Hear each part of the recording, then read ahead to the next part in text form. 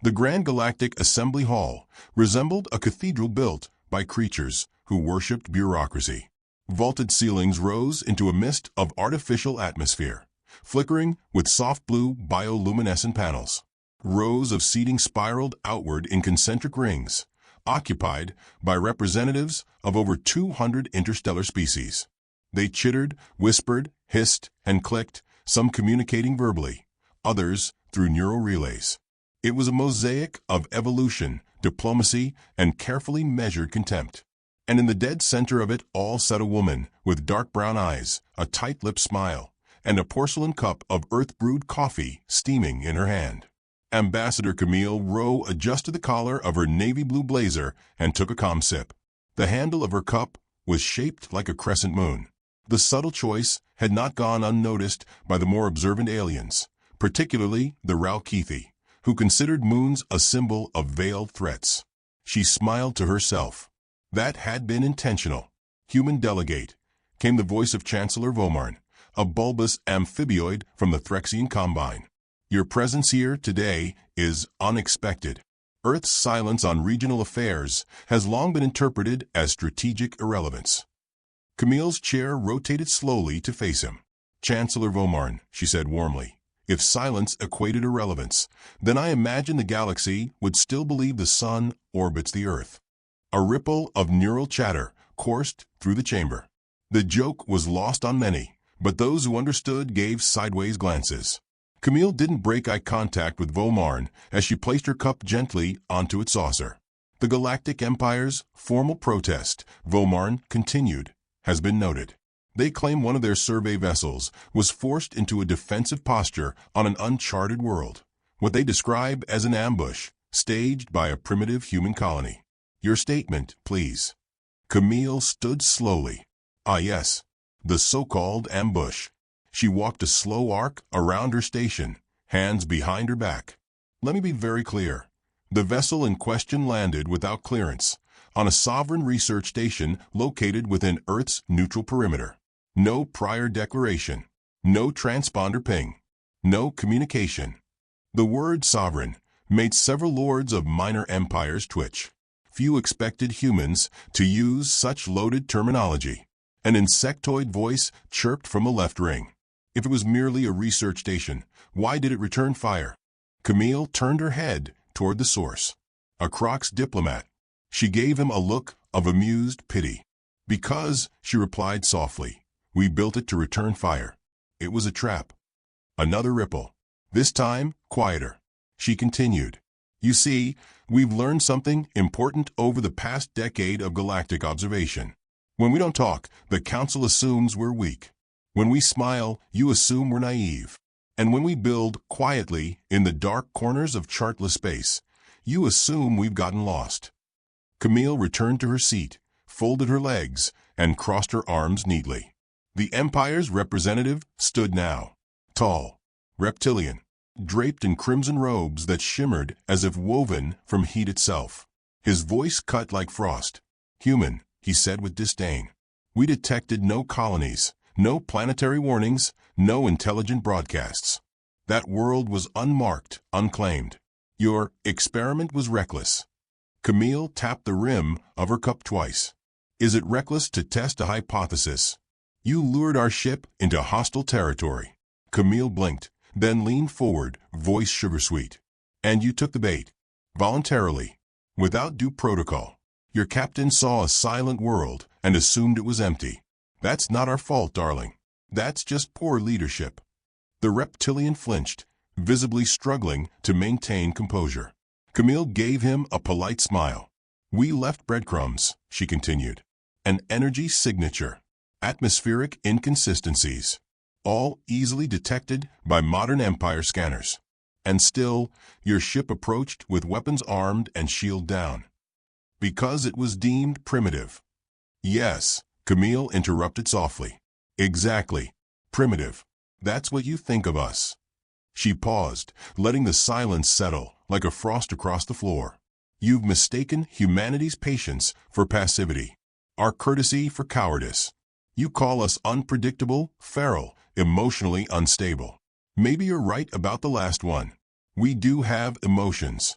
and they're tied to concepts like home, kin, legacy.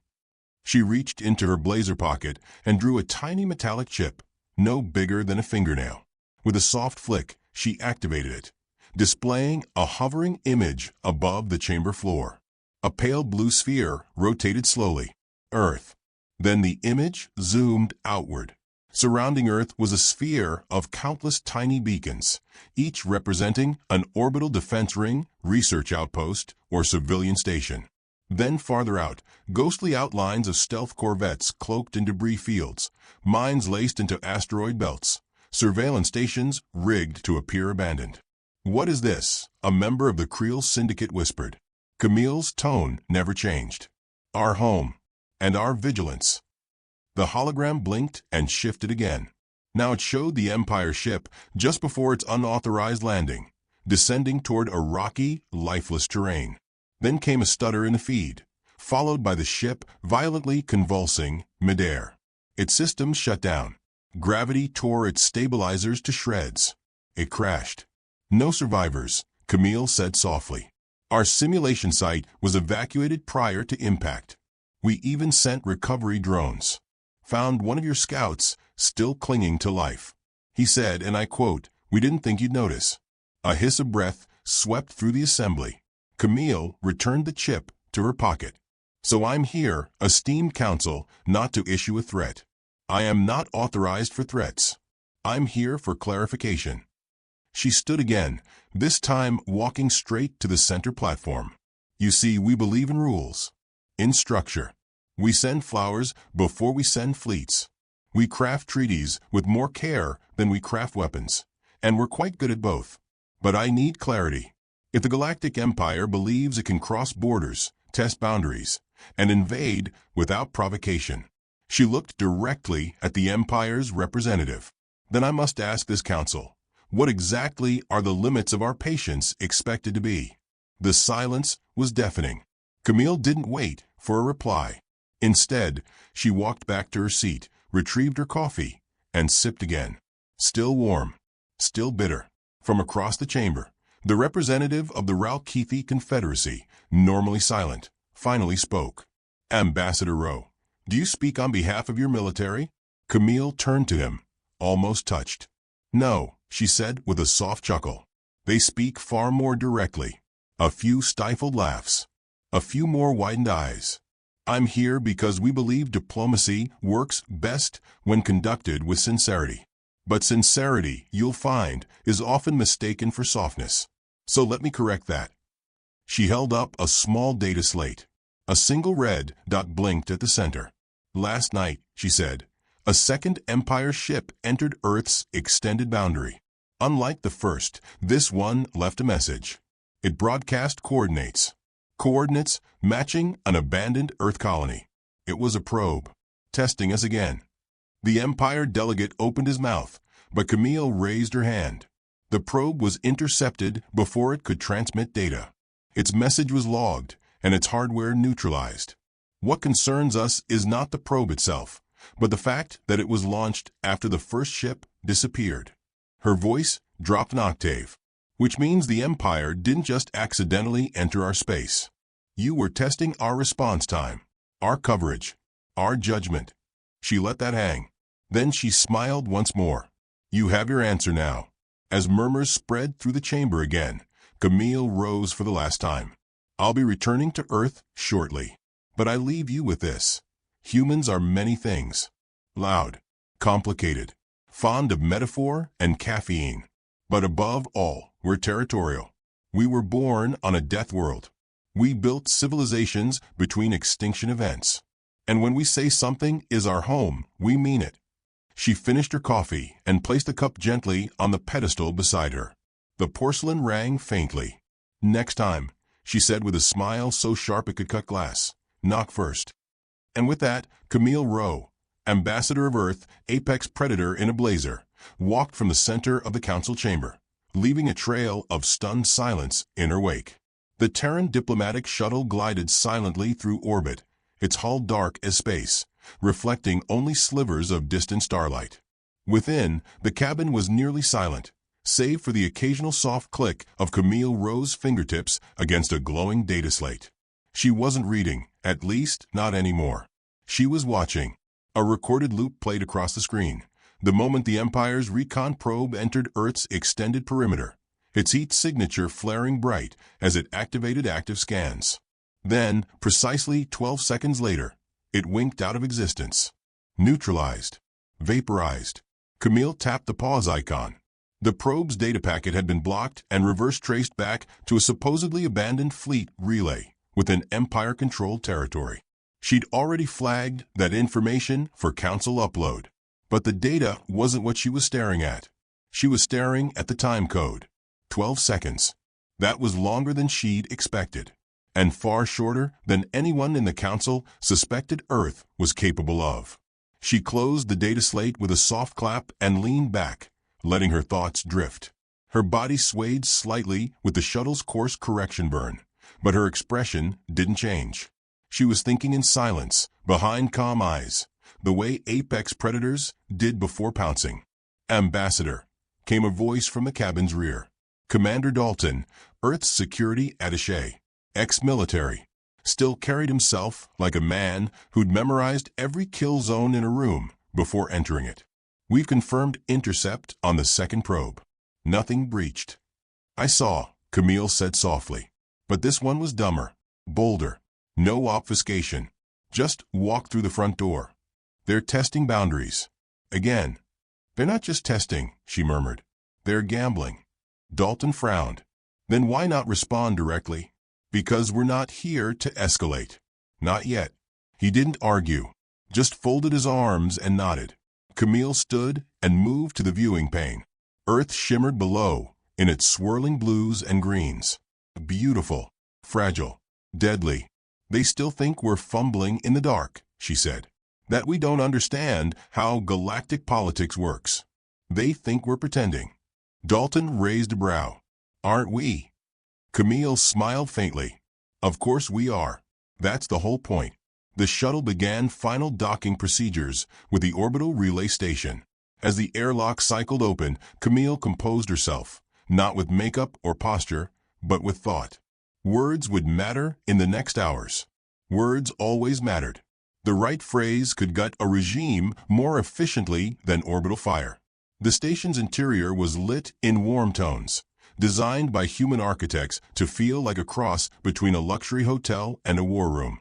She stepped into the main council briefing chamber, where encrypted comms linked her to Earth's upper military echelon. Shadowed figures who didn't need names, only designations. "Ambassador Rowe," said the voice of Archon 7, a faceless entity behind the black glass console. "Your assessment." Camille sat, folding her legs. "They want us to blink. The first ship may have been a probe cloaked as a diplomatic accident. But the second? That was a diagnostic." "Testing for what?" "For our delay," she replied. "For the time it takes to move from defensive posture to declaration. But more importantly, they're trying to determine whether Earth has a threshold, a tolerance level." "And do we?" Camille's smile was razor-thin. "We let one ship crash. We let one probe vanish. That's our threshold. They've reached it. And now," she leaned forward, "now we feed them the script." She pressed a button on her pad, and the room dimmed. A projection illuminated the walls, detailing Earth's covert placement of satellite mines, cloaked relay stations, and deep surveillance tech built into the very infrastructure of forgotten border worlds. Data scrolled beneath it, names, movements, and frequencies of key Empire logistics. "This," she said, "is the part where we appear vulnerable." A silence settled. Then Archon 7 spoke again. "Proceed." Camille stood and turned toward the viewport once more. Her own reflection stared back, composed, elegant, but dangerous in ways the galaxy still hadn't fully grasped. She thought back to where it had started. Not in the assembly halls, not even in the stars, but in the sand. 13 years ago, Camille Rowe had crouched in the ash of a training field on Earth, surrounded by twisted metal and the burnt husks of old war machines. She wasn't in uniform then, just a linguistics major with too many aptitude scores in threat analysis and counter-intel. They'd pulled her aside from the diplomatic academy, not to reprimand her, but to recruit her. "Do you know why you're here?" they'd asked. "I suspect someone thinks I'm dangerous," she'd replied, without blinking. That had been enough. They taught her about silence, about the power of not reacting, about smiling when you knew the knife had already slipped between the ribs. She learned how to read a room without looking at anyone, how to fold truth inside metaphor, and how to dismantle empires with apologies. She hadn't seen combat. She hadn't needed to. Her weapon was always the room itself. Now, the room was the galaxy, and the galaxy was beginning to sweat. Camille's return to the Grand Assembly was not accompanied by fanfare. Humans never arrived with grand entourages or ceremonial chants. No, they arrived quietly. Smooth footsteps, neutral colors, half smiles. The moment she re-entered the chamber, Camille knew the tides had shifted. The counselors whispered more carefully now. The Empire's representative didn't make eye contact.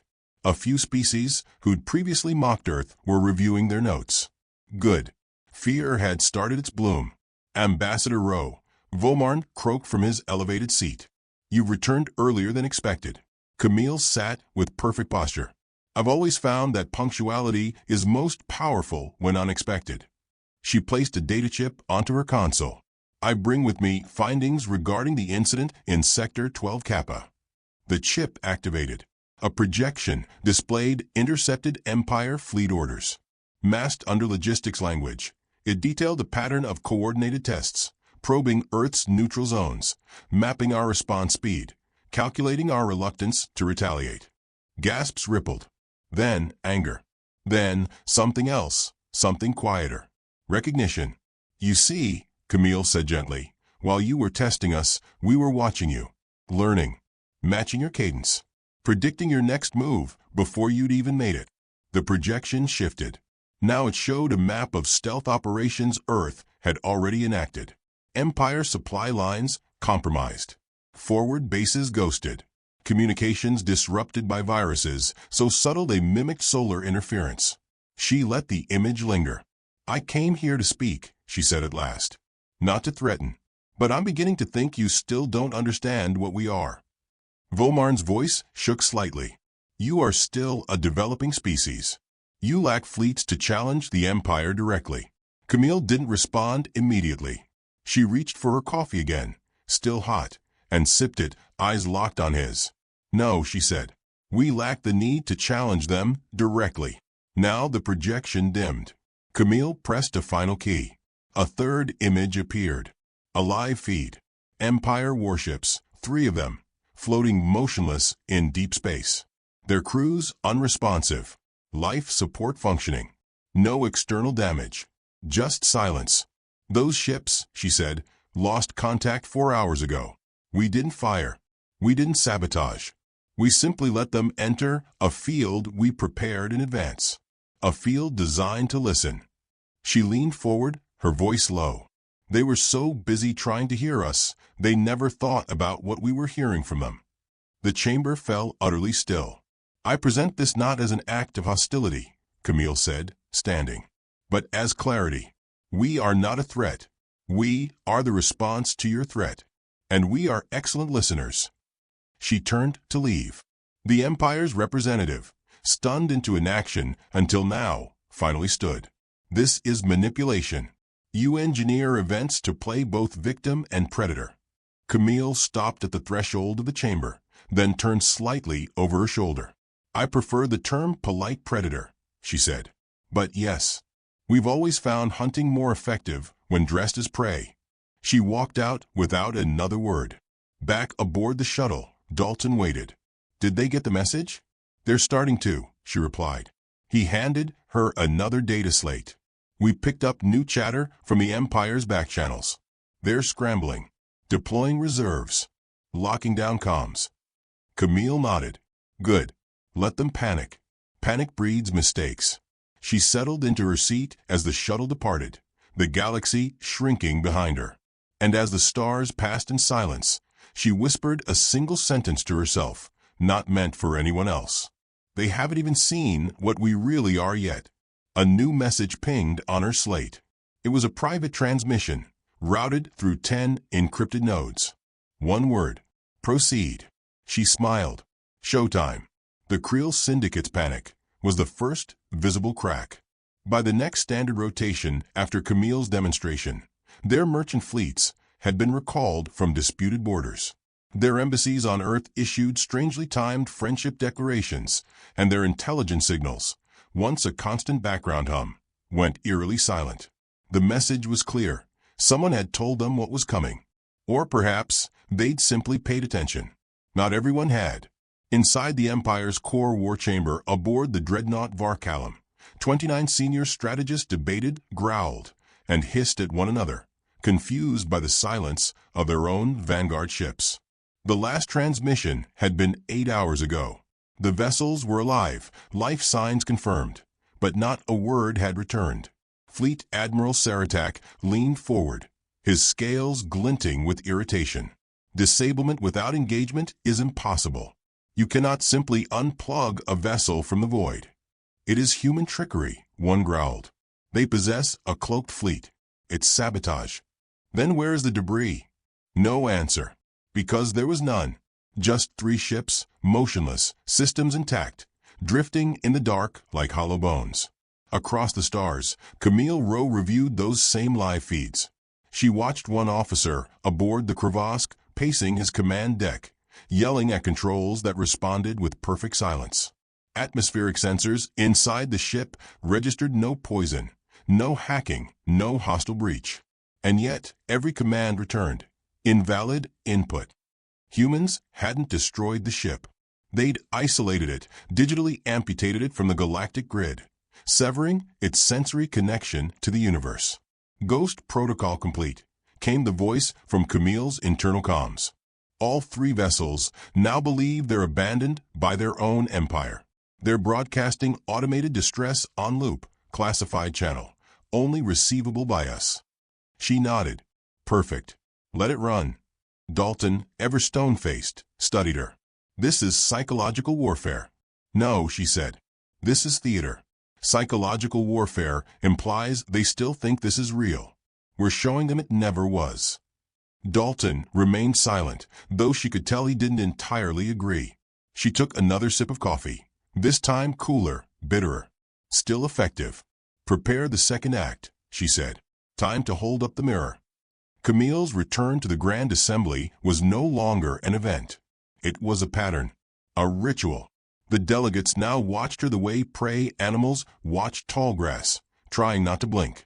As she stepped into the central floor, she didn't speak at first. Instead, she held up a handheld mirror, gleaming silver.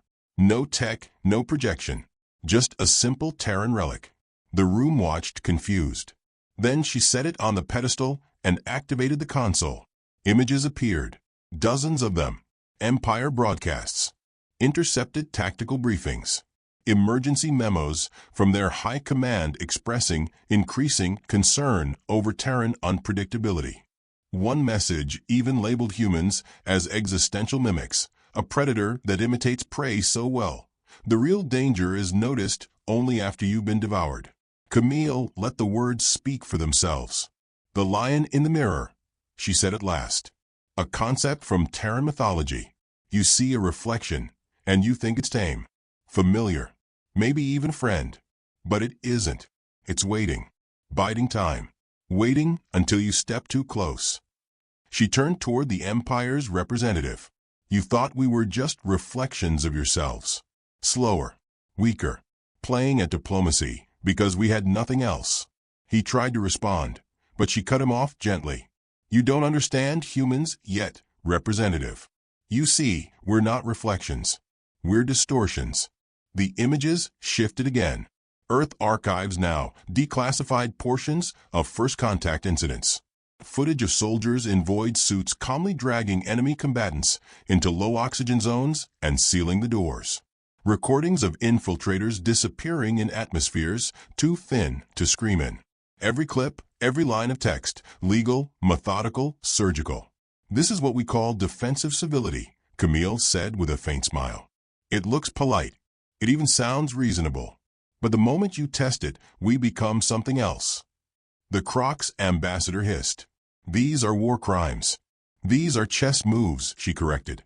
And your species lost by playing checkers. Gasps, anger, silence again. The waves were expected. Vomarn broke the tension, voice softer now. You orchestrated this entire incident. You let the Empire come to you. Baited them. For what? For understanding, Camille replied. We needed to know how far the Empire would go to test the limits of civility. Now we know. She stepped down from the podium and approached the inner ring. A dozen delegates pulled back slightly, as if her presence radiated radiation. There's something unique about humans, she said, more personal now. We came from a world that tried to kill us every season. Hurricanes, plagues, predators. We didn't build civilization on safety. We built it despite danger. She stopped in front of the Ralkethi delegate, who met her gaze. Empires rise from dominance, she said, but humanity rises from resistance. We don't conquer because we desire power. We endure because we must. And when we're pushed, we don't just survive. We adapt. A murmur of agreement came from unexpected sources. A few minor powers. One fringe diplomat from the Avic races even tapped her own datapad quietly, logging everything Camille said. The Empire's representative stood slowly, fists clenched. We will not be threatened into submission by clever words and parlor tricks. Camille tilted her head. You think this is a threat? She activated her console one last time. Now the projection displayed something horrifying. Empire command codes. The encryption keys of their relay networks. Camille didn't read them aloud. She didn't have to. You've already submitted, she said. You just haven't realized it yet. The Empire delegate froze. His scales paled visibly. Where did you get that? He whispered. Camille smiled faintly. From a friend. One of your own. See, when you operate on fear, you build empires. But when we operate on respect, we build allies. Quiet ones. Ones who listen when no one else is speaking. She let the silence stretch. You created this war the moment you decided to underestimate us. You mistook calm for weakness, kindness for ignorance. Her smile widened ever so slightly. You never asked why we came to the stars with negotiators instead of armies. You just assumed it was because we couldn't bring both. She turned back toward the center, leaving the Empire's representative stunned, shaking. We prefer peace, she said, addressing the entire chamber now. We really do. We like treaties. We're good at them. But don't confuse a well-crafted signature with surrender. She gestured to the mirror on the pedestal. We show you this, because what's coming next will not be cloaked. It won't be subtle. You trespassed. You tested. You assumed. And now, the lights dimmed automatically. The feed flickered. A massive display emerged, one not from her console. It came from Earth's high-orbit defense grid, now broadcasting system-wide. A countdown. 1 hour. The room exploded in noise. Demands for explanation. Cries of treachery. Pleas for clarification. Camille only stepped forward.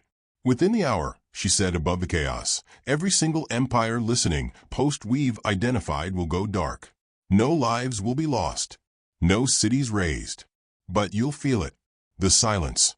The absence of your ears. She looked directly at the Ralkethi, who had not spoken once. It's time to stop pretending we're new to this.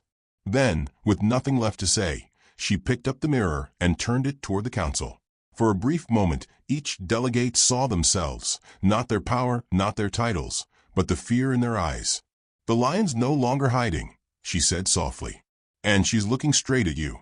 The countdown reached 0, and the galaxy inhaled. Not with breath, but with data. Streams of it, choked, garbled, and then nothing. Silence. Across 7 sectors, Empire listening posts blinked out, as if someone had simply flipped the stars off. No explosion. No fanfare. Just absence. Like teeth silently missing from a predator's jaw. In the grand assembly, no one moved.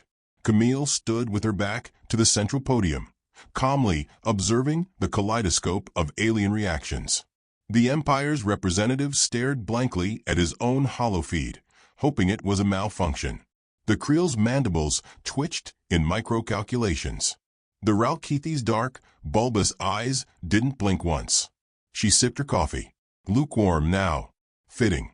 The moment had long since gone cold for everyone else. "Let me be clear," she began, voice carrying like a scalpel through the charged air. "Those facilities were not destroyed. We simply turned off the lights." The Croc's ambassador's voice was a strained whisper. "Impossible. The encryption alone was broken 5 years ago," she finished. "We've been reading your Empire's internal communications longer than you've understood our basic syntax." Camille let that hang, then placed the porcelain cup back in its saucer with a satisfying click. "But you're not here for a history lesson." A sharp hiss sliced the silence. It came from the Empire's representative, claws twitching now, mouth trembling, the veneer of civility stripped clean.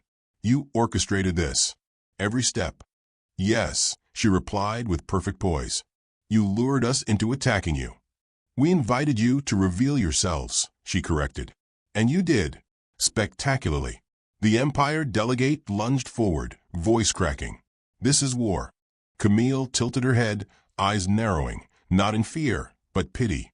"No, Ambassador. This was consequence." The words slammed into the chamber, like gravity. She turned then, and finally addressed the room in full. This was never about one empire's pride or one planet's perimeter. This was about misunderstanding. A fundamental one. You saw humanity's restraint and mistook it for inaction. You saw our laughter and thought it was foolishness. You saw peace and assumed we had no teeth. She walked a slow arc around the platform now, her heels clicking against the smooth obsidian floor. We were never hiding. We were learning, watching, cataloging each word, each weapon, each whisper. We came to the stars with diplomats, yes, but not because we lacked the military strength. Because we understood the weight of it. Camille stopped before the Ralkeithi delegate and stared directly into her pale, lidless eyes. "You saw our ambassadors and thought, how quaint. You didn't realize they were just the tip of the spear." The Ralkeithi wisely didn't respond. Camille resumed her slow walk. "You mocked us in the council, called us unstable, crude, too emotional. But that was the part that should have frightened you the most. Because emotion," she said, tapping her chest, "means memory. And we never forget."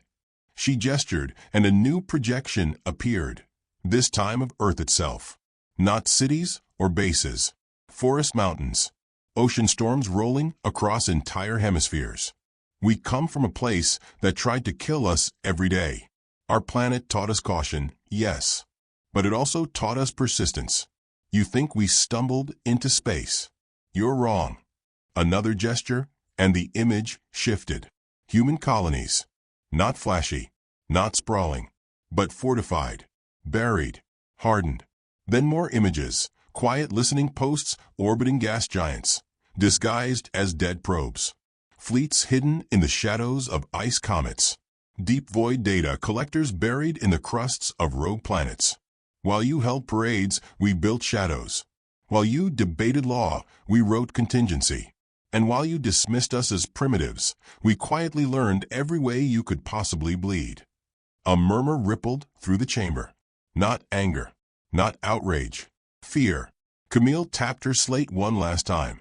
The final image displayed now, a single ship, Earth's flagship Ouroboros, uncloaking just outside a known Empire refueling corridor. But instead of opening fire, it released something else. A buoy. A small one, inscribed with coordinates and an attached declaration of sovereignty. "I don't want war," she said softly. "We prefer peace. It's cleaner, more civilized. But make no mistake, we are predators by necessity. The kind that smiles while tracking you through the underbrush." The Empire's representative staggered back, visibly unwell. "You can't do this," he stammered. "You don't have authority." Camille's gaze turned glacial. "We don't ask for authority," she said.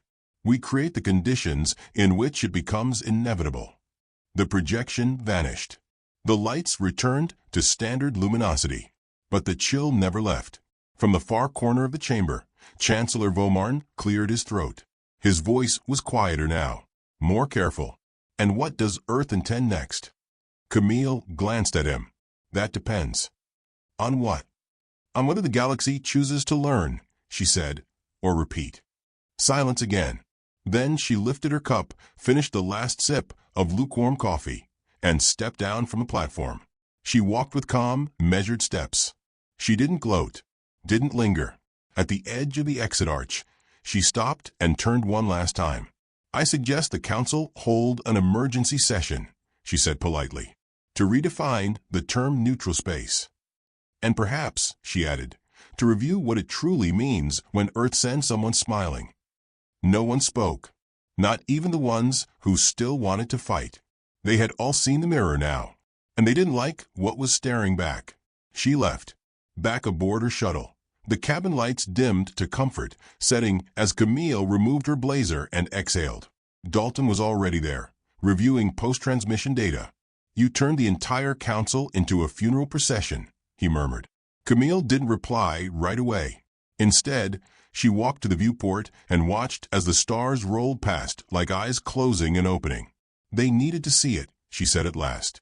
They saw more than that, Dalton muttered. They saw what happens when Earth stops smiling.